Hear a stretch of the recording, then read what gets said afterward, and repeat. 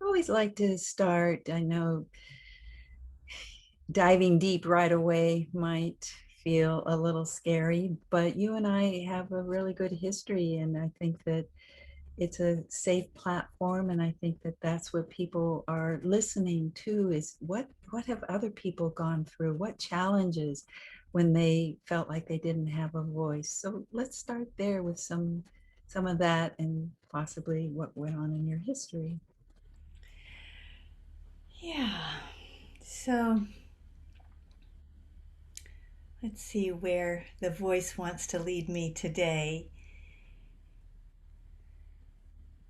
So I was born into a large family. I had five older brothers right off the bat and a very powerful set of parents.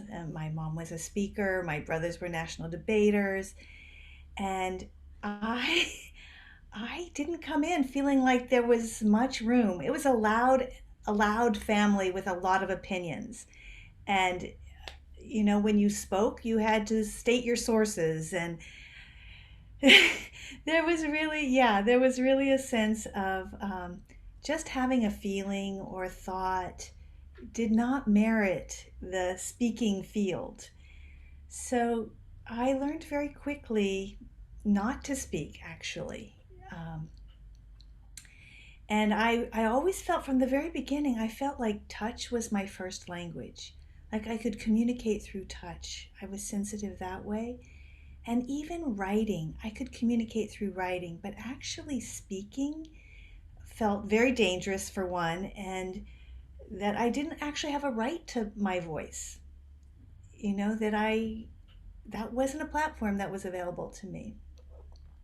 It wasn't until I went to therapy that I had a chance to talk and be heard in a safe space, and it took a long time to feel like it was safe enough to speak, and it was a struggle to even find that. But it was really in the silence and the opening of um, listening, the listening space of the therapist that enabled me to hear my own voice, even because that had been buried in all of that, right? I couldn't speak it out loud, but I could barely even hear what my thoughts were, my feelings. Um, so I did find that through therapy. I did find my voice through therapy, and I actually became a therapist. But I still didn't have the voice to speak in the world to other people, to groups. That didn't happen actually until I met you and went through the speaking circle training. And kind of like the therapy setting, it recreated a container, a context to speak and be heard that was not going to be judged or evaluated. And that was like magic. It was like nectar. It's like it's like there's almost nothing better than to be received through your voice, right? It's at once delicious and spectacular. It's like the star that I am got to shine in that context. And it really opened a lot of doors for me. It put me at ease in the world in a new way. Thank you for being with us today for this episode of Find Your Voice, Change Your Life.